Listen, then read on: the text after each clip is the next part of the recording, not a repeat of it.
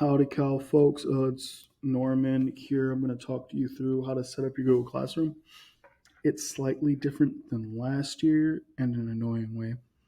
So, the class codes, if they're the same as last year, you're going to have the problem where when you make your class, it tries to send you to the classroom that you already had. And then you're going to end up with way too many people in it. Like so. So the way I found to remedy this, we're gonna have to go to all of our classes.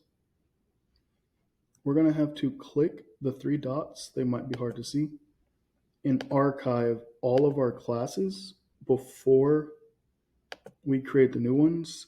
It should help us get around the error of it repopulating, editing. Once you have all of your old classes archived, I'm going to show you the next step. You can ignore these tabs that are up here. I have from other classes and the one I made to practice. So from your Aeries homepage, you're going to click Add Website, and then you click Create. And this is it generating your Google Classroom.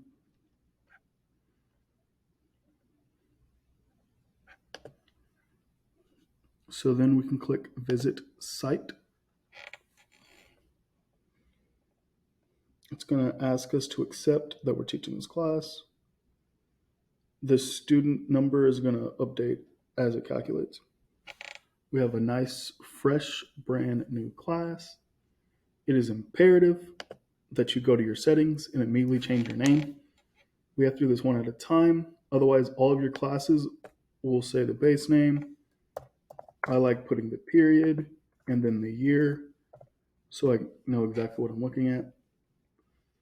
The rest of these settings are optional and up to your discretion. Bam. So that's how we make our classroom. If I go to the drop-down menu, I can differentiate the two as I have them labeled. If I didn't differentiate them, they would all say Algebra 1. If we go back to Aeries, we're going to repeat the process for all of the classes.